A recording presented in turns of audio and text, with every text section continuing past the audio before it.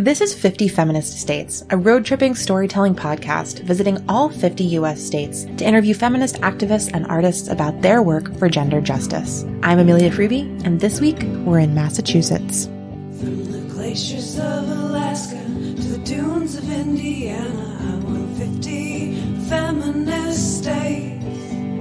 From the waves of New Hampshire to skies of Montana, I want 50 feminist states. And when you hear the call, you know so well.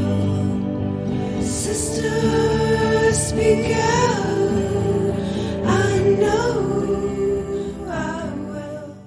Hi everyone, it's Amelia. Welcome back to the 50 Feminist States podcast. It's already episode 13, which is particularly fitting for this week because we're going to talk about magic and witches and political resistance. Before we get to that, just a reminder that you can sign up for the 50 Feminist States newsletter at 50feministstates.com/newsletter. If you subscribe, you'll get updates on podcast things, road trip happenings, and much, much more. I love the little list of people I write to there, and I'd really like for it to grow bigger, especially as we start to dream about future seasons and making our way to the other 30 plus states that I'll visit on the course of this project. So again, please head on over to 50feministstates.com/newsletter to subscribe. If you're listening on your phone, there should be a link in the show notes in whatever listening app you prefer. So just click through to 50feministstates.com/newsletter and subscribe today. This week, we're in Massachusetts, where I traveled to Boston and Salem. You've likely heard of both these cities as they have long histories in the American imaginary stretching back to the 17th century. Boston was the home of early Puritan colonists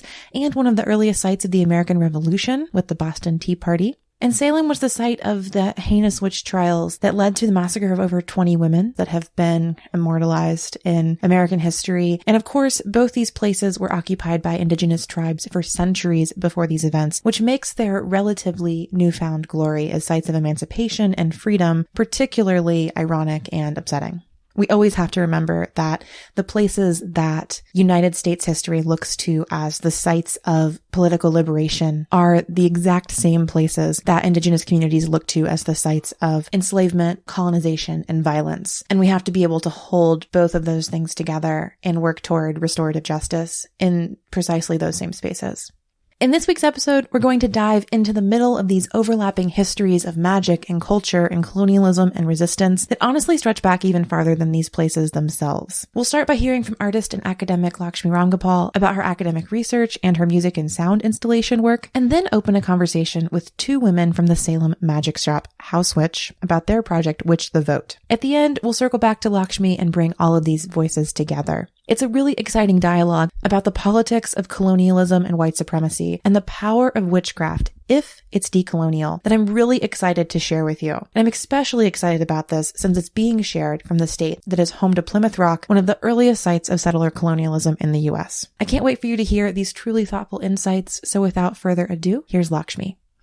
My name is Lakshmi Ramgopal, and we are sitting in my office in the Department of the Classics at Harvard University. I am a postdoc at Harvard. My work is in Roman history. I have a PhD in classics from the University of Chicago. So I've always been really interested in very old things, and I have never had a good answer for how I got involved in classics because my interest in antiquity is something I feel like I was born with. Like when I was in middle school, I would check out piles of books from the library on Alexander the Great and Genghis Khan and just read them for fun. So when I got to college and started taking electives, I ended up in a classics class on Roman satire and fell in love with those texts immediately. So after that, I got some really great opportunities to spend time abroad in Rome, studying abroad for a semester and traveling all over Italy, and then also joining an excavation in the southern UK of a Roman villa and just really experiencing this kind of work from a lot of different kinds of perspectives, and studied Latin and Greek all through college. And by the time I got to the end of college, I decided I wanted to know more and ended up pursuing a PhD in the field. What I'm working on right now at Harvard is turning my dissertation into a book. And what it really is about is how imperial structures and cultures spread when states aren't themselves actively involved in that process through sending out armies or founding colonies, but like how, Roman culture or ways of organizing people and places disperses simply through mobility and migration. So it's a way of writing the history of Rome from the perspective of the provinces, and from the, I wouldn't say go as far as saying from the perspective of the peoples who were conquered by the Romans, because we don't have a whole lot of evidence for that, but at least trying to understand how they adapted to or adjusted to these pretty significant changes in power that occurred because of the growth of the Roman Empire. So I don't know how to introduce myself as a musician because it's becoming increasingly complicated. And that has a lot to do with the fact that like my work as an artist has become increasingly multidisciplinary and taken me in directions that I really did not expect when I first started Lycanthia. So Lycanthia is basically the name I give to a project under which I release and write ambient, kind of droney, often improvisational music. And I started this project in 2013 and released my debut record, Migration, in 2014.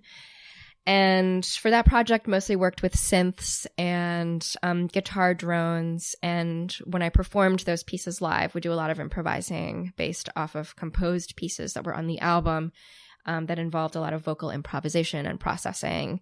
And as part of that, I would draw heavily on my background as a Carnatic vocalist. So Carnatic music is a form of classical South Indian music. And after I released that album, I spent several years struggling with writer's block. And so because of that, just mostly focused on just performing and becoming a better vocalist and performer.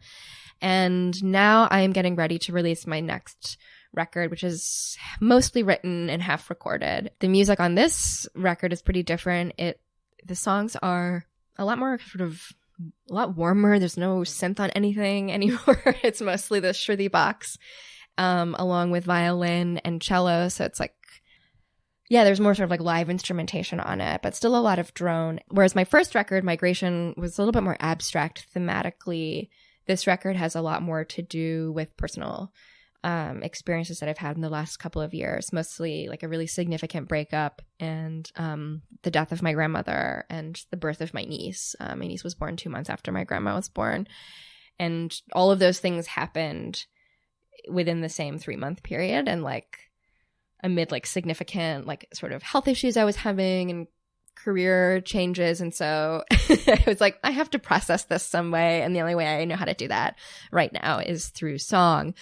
So all of that is the Lycanthia stuff, but I've also been creating sound installations, which I mostly do under my name, although it all appears on my Lycanthia website too. And the sound installation work also actually emerged from my grandmother's death. My grandmother was essentially a third parent when I was growing up, and her death was very sudden and unexpected, and the circumstances of it were very traumatic. And I was actually with her when she passed, and it was it was a significant kind of loss of self and a loss of access to my cultural heritage. It really reshaped my relationship with my mother because I saw her lose her mother, and I kind of suddenly realized I needed to come to terms with the fact that I would lose her. And soon after my grandmother died, I created a sound installation called Male, which consists of a Hindu altar with images of deities as well as women on my mother's side who are both living and deceased, and included on the altar a diary that people could touch and read. And it included fabricated entries by my great-grandmother and my grandma, my mom and me, that I wrote about each other and just about our own lives based on what I knew about all of us. And then the sound component was recordings of me and my mom and grandma in English and Tamil about my grandmother's life, mostly in Tamil, but also a little bit in English. And so this was this first installation that I made. And so that was sort of the beginning of a whole new era of or body of work for me as an artist. And since then, I've shown Male a couple of times and also created other sound installations that were even bigger. And along with those fairly complex multidisciplinary ensemble performances that have involved performances of music I've written and released as Lycanthia, but also kind of choreographed movement stuff that I've created based on my training as a dancer in Bharatanatyam dance. And so everything is kind of confused and mixed up at this point. So when we talk about hybrid identities, I feel that's a lot of what's going on with my work as an artist. Because I grew up bicultural. And so for me, like my training as an artist comes from so many different places and influences. And so those are the things I draw on. After hearing from Lakshmi about how both her academic work and her artistic work take on these themes of hybrid identities and trying to negotiate place and space and generation and identity simultaneously, I asked a little bit more about her personal and family history and their relationship to her work. My parents immigrated to the United States from India in the 70s. And I think like a lot of people in their generation of Indian immigrants, they thought they would go back and then they ended up never going back and having kids and stuff. And so it was really important to them that their children have a really sort of robust knowledge of their cultural heritage. And so my mom had me take Carnatic vocal lessons early on. And Carnatic music is like a broad term to describe a classical tradition of sound, I guess a classical sound tradition that comes from South India. And it doesn't just include vocal kind of music, but also includes like other instruments and like the violin and the flute, for example. And it's essentially just like a completely different system of sound that's organized according to principles that are different from the principles that what we would call like Western music is organized around, with different kinds of scales and so on. And so even though I did take like flute and violin at school growing up outside of Boston, I would say that my primary like influence as a musician came from the Carnatic vocal lessons that I took, because like that was also the music that my parents played all the time at home. And they kind of disapproved of like any of the pop music and stuff that I wanted to play. And so the way I even hear sound and think about sound is like fundamentally shaped by those sounds, by Carnatic sounds. As a dancer, I actually don't know like when. I have no recollection of ever deciding I wanted to be a dancer, but I do know that I asked my mom to put me in Bharatanatyam dance classes. And Bharatanatyam is one of the major classical dances of India. There are like 8 or 9 of them. It's a kind of combination of like aggressive, athletic kind of dance steps paired with like really graceful kind of performances of like feeling that are called abhinaya, and it's almost like you're acting but without actually saying words. And I trained in Bharatanatyam for 7 or 8 years until I did what's called an arangetram, which is literally means ascending the stage. So the dancer dances solo, like a set number of pieces, generally for about 2 hours, and that's kind of like the moment when you have become a dancer. And then I stopped dancing after that. And it was basically because it became this thing that it went from being something that I really wanted to do to something that my mom really wanted me to do. And it like just became really complicated. So I didn't want to do it anymore. Basically forgot I was a dancer for like 2 decades. And then about a year ago, after I was invited by the Museum of Contemporary Art in Chicago to perform, decided I wanted to like reintroduce some of those like movements from dance into my performance. And now it's become something I'm doing increasingly often as an artist. So I guess in that sense, when I tell people I experiment with my music or with my sort of movement work, the way I experiment is I take like traditional Indian forms of sound and dance and kind of do things with them that they weren't initially created to do. So in that sense, like my work is experimental, but it's not experimental in the sense that like I think people in sort of Western music circles, like new music circles, use that term. I was introduced to Lakshmi's work through the Chicago music scene and these sorts of Western music circles that she mentions here, and did get to see some of the ways in which it was described as both traditional and experimental, and how Lakshmi specifically negotiated those terms at different moments, embracing and resisting them. Hear more from her now about some of her artistic choices and how she sees her work in local and larger music communities. One reason I don't translate things in that sense is because I don't want to center whiteness or Western Europeanness or North Americanness. And in translating, that's what I think I'm doing. And so I leave it as it is. And I think it still holds value, even if it isn't understood, quote unquote. But I guess, what's alienating, I think, is that when people, the scene where I have spent the most of my time as an artist has been in Chicago. And Chicago has an incredibly diverse scene. But the part of that scene socially that I have been involved in is really white. And that has been really frustrating as I've expressed often on the internet or even in person to people. It can be really cliquey. I think people have a pretty narrow sense of what counts as experimental music. People are very resistant to criticism and to criticizing themselves.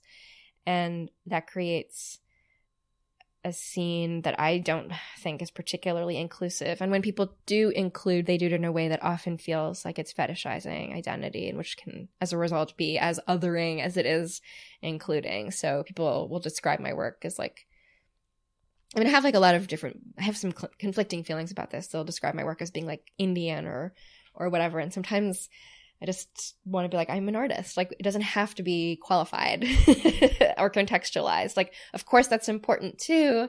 And by removing it, maybe we are erasing something that's like fundamental and important to it. But I'm not seeking to necessarily be seen as like the brown artist who's like decolonizing spaces and stuff like that. There was a while, I think, in my like sort of activist, quote unquote, activist work in like arts circles where I did want that, but now I don't see it as being like productive at all, because it usually seems to lead white people to just like continue down the same path, but like thinking they're doing something different than what they were doing before. So I find that really difficult. And people have a lot of like preconceived ideas about what they think I'm doing. And I did an interview after this big installation I had at Lincoln Park Conservatory in Chicago closed. I had a huge performance in that, and we did a lot of singing in Hindi and Tamil for that. And the woman who interviewed me asked me, she basically didn't realize that like we were singing in another language, and asked if they were like made up sounds. And I just like didn't know. I didn't even know how to respond to that. I mean, that's the other problem, is like there are also just like there's such a lack of diversity and inclusivity in like media and among critics that that really also impacts like how I'm pigeonholed or whether I'm pigeonholed. My work as an artist has definitely become increasingly collaborative. I'm not really interested in creating things and sharing things by myself anymore. Like, I have a lot of vision, and I want to work with a lot of people to make it happen, because it's going to be better that way. Because, I mean, I have good ideas, but they're not great unless other people are contributing to them too. And it also gives me the chance to invest in the artistic careers of other people in Chicago, where my practice is based. I always make sure I pay everybody as much as I can. And I want to give other artists the opportunity to perform in spaces that they've never performed in. And that way all of us grow as artists. And it's not that working with me necessarily is going to like make anyone famous or become a better artist, but I think it's important to me now to create opportunities for other people when I have the opportunity to do that. In that way, that's like one way of giving back to the community and paying it forward. Now let's turn to our conversation with Paige and Cheryl of Salem magic shop House Witch. They're both employees at this really amazing, wonderful space that I was able to visit during my time in Salem. And through their roles in this shop, they started a new initiative called Witch the Vote, which really works to help build witchy political resistance in terms of highlighting progressive candidates and ballot initiatives across the country. Hear more from them now about how they started that project. I'm Paige. I'm the manager at House Witch. I've been here since July. I also do the Witch the Vote Instagram, and lived in Salem for 7 years now. My name is Cheryl. I am the marketing and operations director. I don't know, here at House Witch. Been here for about 2-ish years, and I am just constantly blown away every day by how we're able to kind of like combine like a little bit of activism with like, you know, living our lives and paying our rent. And we run Witch the Vote, which is a really important moment, I think, for like the witchy community. I know there's a lot of activism out there, and we're just trying to like kind of do our part to like bring attention to the elections. It really started with the witching hour, like right after the elections. Like, I mean, I was like, you know, involved in like a couple like activism related things, but like it really wasn't like a huge part of my life, like besides like some of the stuff we do with the shop. But I started like going to a lot more rallies, like a lot of people. And I don't necessarily think that that's like a bad thing that more people started to get involved at that time too. I think it's important and like a really small silver lining. But we as a store were like, we need to do something more than just kind of like, you know, post on Instagram, which is really important just to like spread the word. But we started the witching hour, which was an hour every month of like calling reps and senators and info sessions and things. And ultimately, unfortunately, like where people are at, like it's like an event that became really hard for people to get to and like mentally accept on their calendar because they were just being bombarded by so many like, you know, calls to action every day anyway. So we actually learned that like really, it really wasn't being as helpful as it could be. So when we were kind of brainstorming things that we could do, we ended up with like witching the election, which like, and what does that look like for us? It's not just for this election. It's like something that we're trying to grow and kind of help be a part of, you know, this important progressive movement in our community. And we chose to do that by donating to When We All Vote and running this ultimately like small but important Instagram where we're just trying to promote as many progressive candidates and like highlight as many ballot questions as we can. Especially after the presidential election, it got harder and harder to make space for my spiritual practice too, and to take care of myself that way. And I know a lot of people were feeling that as well. So having the witching hour to come to and now having Witch the Vote to reach out to people with, I know there are other people that are feeling kind of burnt out on the cut and dry political news. So being able to process that in a way that resonates with my spirituality and my connection to the global community, is as tacky as that sounds, is so important.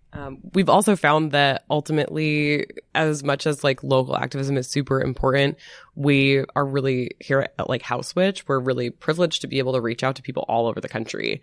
And ultimately, I'm not that as worried about Massachusetts, although like it does have its conservative pockets generally. Like we vote fairly progressive in a lot of elections. I mean, there's still like tons of work to be done here, but we really were looking at our like strengths as a community, and we're like, we should really be doing something where we can reach out to like these people in red states and people who like think they're just like an island. And we've managed to connect like a few people in red states and in areas where like there's just not a lot of people too. Like we've connected some folks like out in like, you know, the boonies of Montana and things where they're just kind of like, I don't know, like I'm witchy and progressive, but like who's out here? And then it turns out that there's like quite a few people. So even just like being able to connect those like small pockets in like really conservative areas, I feel like that's just like a part of that like greater movement that like everyone and like all these like amazing activists are, you know, putting together like through the wonders of the internet. Because I mean, how else are we going to like connect those people? And it's kind of great to just see that like even this like small thing that we're doing has really had an impact on some people's lives where they're like, I didn't even know midterm elections were coming, or like I didn't even understand that there was a progressive candidate in my area. And it's like just even those few people whose minds we've like, you know, like shown that there's like more out there. I'm like, this is success to me. Like I'm like, great, cool, let's just like scale that. Well, and I think with the Instagram witchcraft community growing so much too, and having especially such a young demographic, it's great to kind of feel like we're acting as like a big sister witch for all the little witchlings who kind of don't realize the connection yet between political action and witchcraft, and watching them step into their power, you know, tagging us in their stories and seeing them tagging all their friends in the post and being like, let's get this done. You know, it's so gratifying. It feels like we're building a little army. I loved what Paige and Cheryl both had to say about the relationship between witchcraft and politics. And so I asked if they could talk a little bit more about how they see that relationship both historically and in contemporary society. It just makes sense that if you're going to tap into a higher consciousness and a collective power, that you need to be giving something back to it, and that you need to be considering everyone else's experiences. And if you're not using your witchcraft for tangible community-based purposes, I don't think it's as effective. You know, we're most effective as a group, and the things that people seem to be politicizing these days, you know, everybody says, I don't want to talk about politics. And what they mean is, I don't want to talk about women's rights and LGBT rights. And I don't want to talk about abortion access. And I don't want to talk about sex work. And I don't want to talk about the environment because it's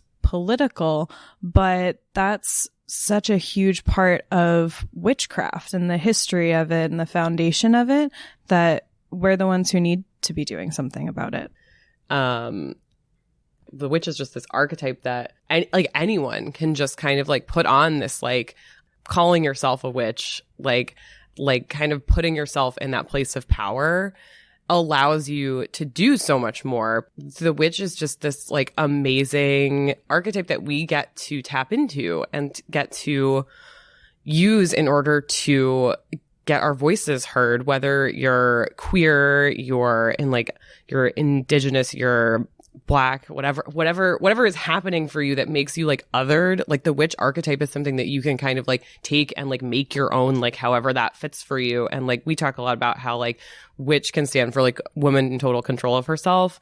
Anyone can tap into that like sort of like, you know, feminine side of themselves, or like, and really use it for like power. And like in this space where we're feeling really, you know, powerless in a lot of ways, because it seems like no matter what, you know, any progressive community does, there's still like yet another like Kavanaugh, and we feel like we're being just like totally bogged down. It's like, well, at the very least, maybe we can kind of like band together under this like witch banner and like, you know, keep on having a little bit of hope and like having a little bit of ability to rise above this like mess. I think the cool thing too is that every culture since the beginning of the time has every culture since the beginning of time has had magic and has had witchcraft of some sort. And so practicing witchcraft or magic even differently from other cultures, it still feels so connected to everybody. And even, you know, me practicing my, you know, millennial bathtub magic, it feels really beautiful to know that I'm connected with ancestors and people so far away who want the same things and are putting out the intentions for the same things. It's just that collective consciousness and intention that I think generates so much power. You know, it moves it across all borders, which is, it's so cool. When Paige talked about her practice as quote unquote millennial bathtub magic, I couldn't help but ask more about what that means to her and how she sees it in relation to self-care being co-opted by capitalism and young witches being critiqued by older communities. Hear Cheryl and Paige talk a little bit more about their perspectives on this. I have a lot of feelings about this because I think that any generation, any younger generation by the older generations is told that they're not enough, that whatever they're doing isn't good for the world and that it doesn't matter and we just don't get how the world works. And ultimately, every generation changes the world a little bit, hopefully for the better, not always. But I think if what millennials are doing in order to get by is like taking a bath or like buying like a $5 bath bomb, I don't think that that's a problem. And it doesn't mean that they aren't amazing activists at the same time. I do think that the commodification of the self-care market, it's gone too far in some ways. Like if we get one more press request for like, give me your like witchy self-care tips, it's like, yeah, like we totally are a self-care store. We have all kinds of things for that. But like it's been written about 1,000 times. And like that's not really all House Witch is about. Like we have so much more than just like bath products. And like The thing is, I find that taking a bath maybe like once a week or so, even a lot more than that, if that's what you're doing for your like well-being and your rest time so that you can like get back out there and like call senators in the morning and make sure that every day you're like making sure that you know what's going on with the news and telling all your friends to vote and like being there for your like trans friends and being there for your community. And I don't think that taking some time for self-care or like spending a few dollars on self-care is a problem, because ultimately like I think a lot of us are looking at like our bank accounts and being like, well, I'm not going to buy a house, so I guess I'm going to buy a bath bomb. Like, I think that the way the economy is and the way that pay currently is structured here, there aren't a lot of opportunities for some of us to really like feel like those big goals that were the markers of success for past generations are attainable. I really do think that like there's just no reason to put down something that is, you know, really good for people's mental health. Because with that too, with that movement is coming this really frank movement of like people going to therapy and being really transparent about it. And like, I think that that's like a really deep healing. And I think there's people like going back and like, if we want to talk about this a little witchily, which I don't think is a word, there's this idea of like healing ancestral wounds, especially like if people look back in their history, especially in America, there's a lot of ancestral wounds to be healed. And I think with the way politics are right now, it's bringing up a lot of that, brings up a lot of family trauma for people. And I think that taking baths and, you know, maybe it's because you did have therapy in the morning, so you really just like wanted to like relax. And then I think that's like a deeper healing that we're not always seeing someone say like, yeah, like I went to therapy today, but that maybe they also couldn't afford to go to therapy. So the bath is what they're going to do. I'll also say I would never tell somebody else that they need a thing to practice witchcraft. I would never tell somebody you can't do a spell unless you have this $28 candle with a crystal in it. I would never, ever say that. For me personally, when I say, you know, I'm doing my bathtub magic, I'm not saying I went to CVS and got a bath bomb from Suave that was shrink wrapped in plastic and made out of whatever, wherever. I'm saying my friend Erin makes really beautiful bath salts with moon magic, and I want to support her business while also supporting my own mental health and my own spirituality. And like, why are you mad at me for that? You know, this whole store is so filled with women and independent makers who wouldn't have a space otherwise. And it makes me feel good to support that. That feels in line with my spirituality. You know, that's part of my practice too, is making sure that my friends and the people that I admire for their work are properly supported for that. So I don't see why anybody would feel resentful of that. Maybe it's just that they don't understand, or that there's been a long running history of disrespect for women's work, for fiber work, for herbal medicines, for things that they expect women to give away for free because it's in their nature to be nurturing and to provide care for people.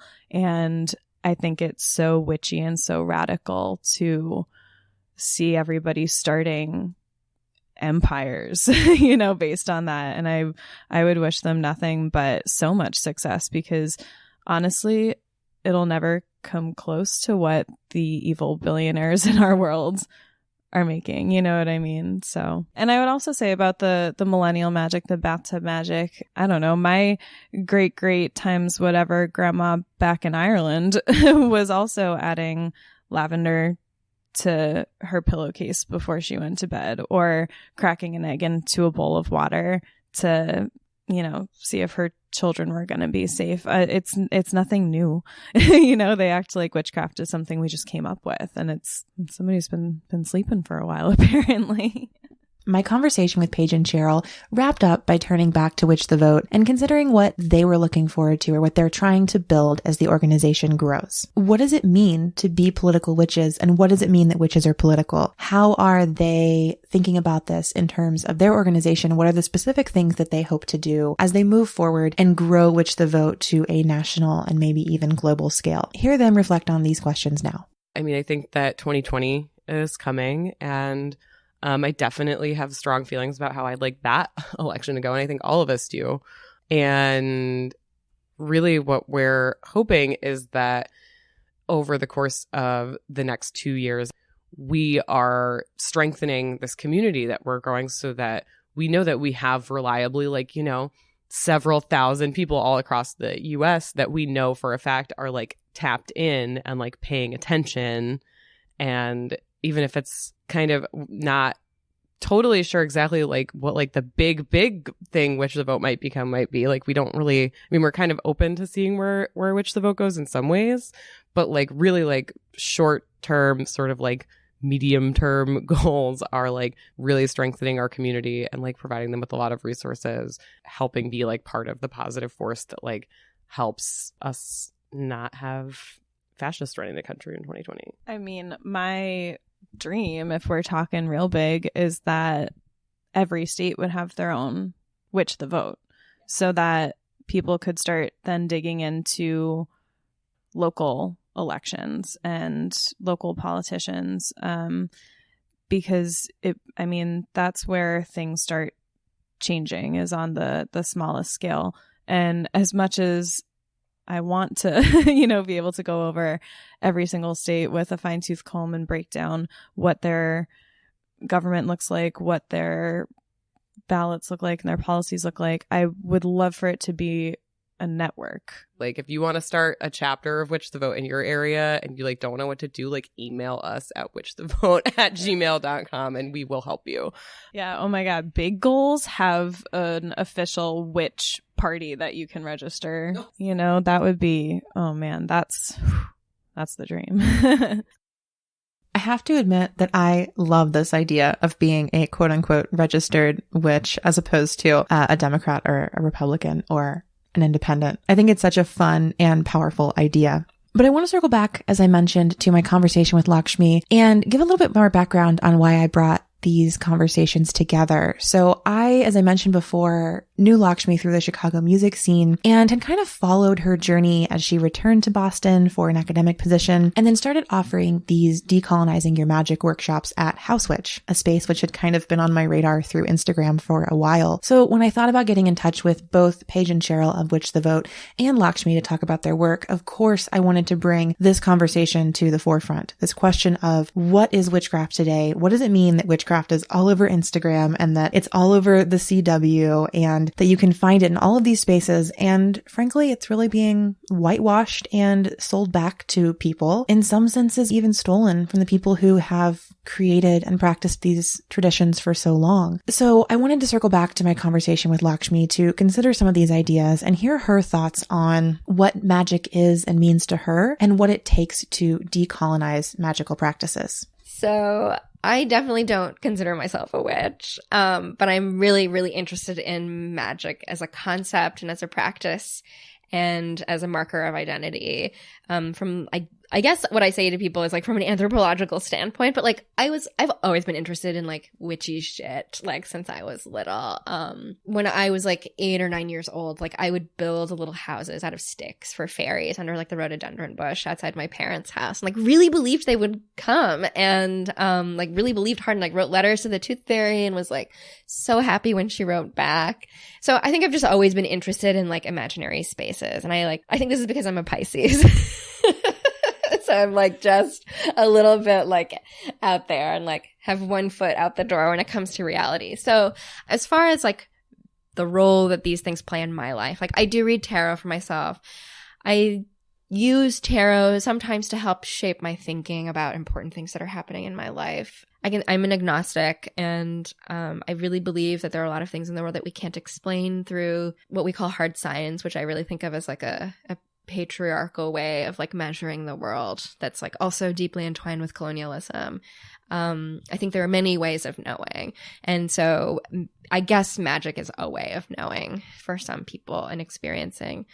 I became really interested in the intersection of the occult and like current New Age practices and racial issues of race and ethnicity when I actually was getting ready to release my first album. because the visual world I was kind of creating for that album was a very like gothy, dark sort of visual space. And I was collaborating with a lot of artists who were part of that scene. And that experience caused me to realize that that scene is extremely awful and has all of the same issues when it comes to race and gender that you find outside of those scenes. So, I mean, I think, white supremacy has a very strong foothold among practitioners of the occult. There's like this like emphasis on like whiteness and being like a really pale, skinny witch. And so people who look like me, who are dark-skinned, like don't really have a place in that kind of scene.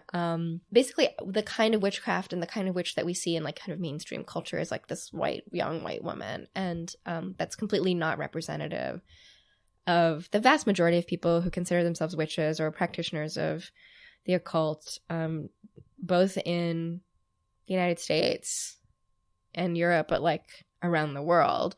So, like every now and then when I've done some freelance journalism, one of the topics I really enjoyed returning to was thinking about communities of color involved in this. So a couple years ago, I wrote a piece for Broadly on a group called Black Witch Chronicles, which is run by a woman named Lakeisha Harris, who used to live in Chicago, but now lives in, I think she's in New Orleans now. And it's basically an online coven that she organized for women of color, but specifically Black women. And really like really thinks about witchcraft in terms of activism, that like the goal is not to just like make yourself feel good and like a cool salt bath with your crystals, but in her case to like address police brutality through magic, and to give back to the land through responsible like ways of living that don't harm the environment. And so after thinking about this a lot over the last couple of years, in talking to the owner of House Witch, Erica Feldman, one day about her book, and she was talking to me about this concern that she had about her book, but also just sort of generally about all the cultural appropriation that happens among New Age communities, like with the burning of sage and stuff like that. I was saying, well, I think what we need to advocate, or what you need to advocate, is this idea of responsible witchcraft. And so after that, I ended up teaching a workshop at House Witch called Responsible Witchcraft, Decolonizing Your Magic, in which I essentially connected the relationship between a lot of these New Age practices with cultural appropriation, and then in turn with colonialism, and explained like why cultural appropriation essentially replicates the power dynamics of colonialism. And that's why it's bad. And if you sometimes leave things as it's cultural appropriation, people don't think of it as being actually harmful. But when you like contextualize it more broadly, then they're like, oh, okay, I see. And in that process also wanted to give people, namely white people, like some solutions for how to bypass that kind of behavior. But also encourage them to be willing to take criticism and understand that improving yourself in this regard is definitely a process. It's not something that happens overnight. And I think like white people definitely need to hear that in particular, because they get really upset and offended if they feel like they have to change. And so you always have to tell them it's okay to take your time. None of us were born with the politics that we have at this moment, but some of you need to do better than you're doing now. And it's been really well received. I don't know how successful it is. It's hard to like gauge change.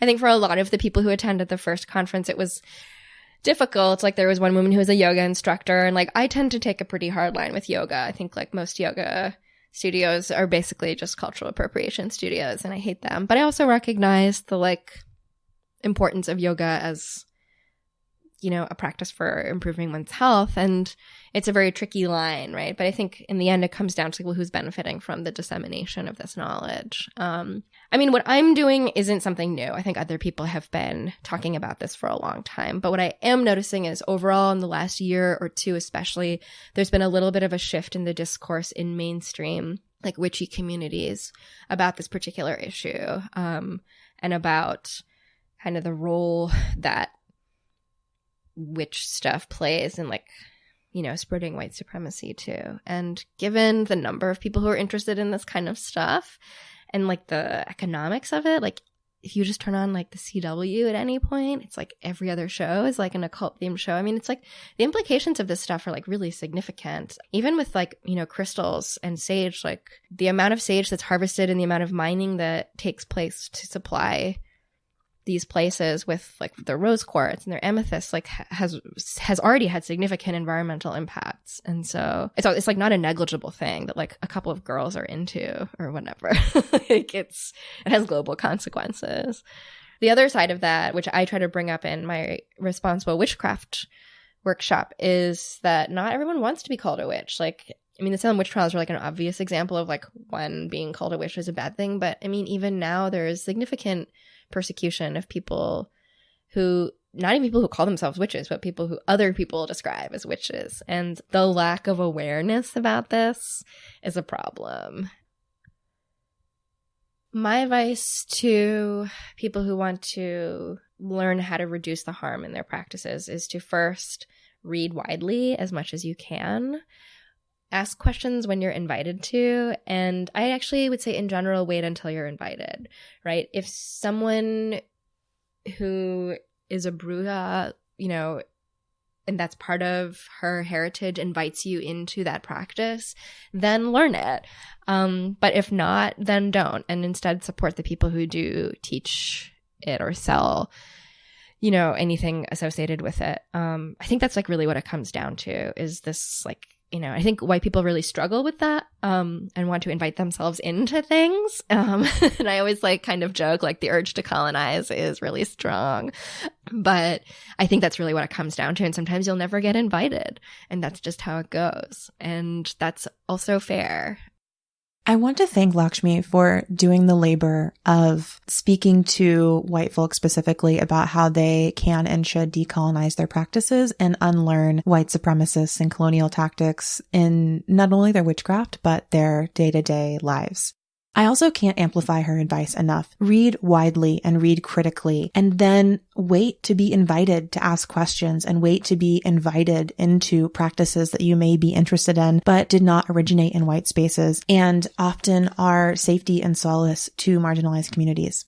I particularly appreciated her call out that the urge to colonize is deep in white people and we may not even recognize it as such, but something as simple as claiming the right to ask a question in a space that you have not been invited to or at a time that you've not been invited to ask is itself a colonial gesture and must be considered as such. This is hard work and it does take time, as Lakshmi mentions, but I'm hoping that part of what this podcast does is incite some of that reflection in its listeners who come from any variety of privileged backgrounds, particularly white listeners with white privilege, like myself. Next week, we're headed to Rhode Island to talk about fat activism and travel. And that episode is particularly close to my heart. And I will share a little bit of my journey toward body liberation and fat feminist activism in that episode. Don't forget to sign up for the 50 Feminist States newsletter at 50feministstates.com/newsletter. I hope you all have a wonderful week. And until then, I'll see you on the road. 50 estados feministas.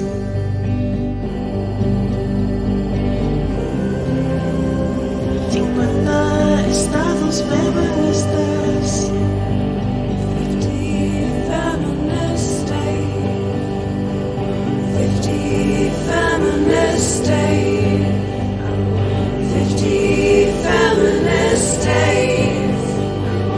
50 feminist states.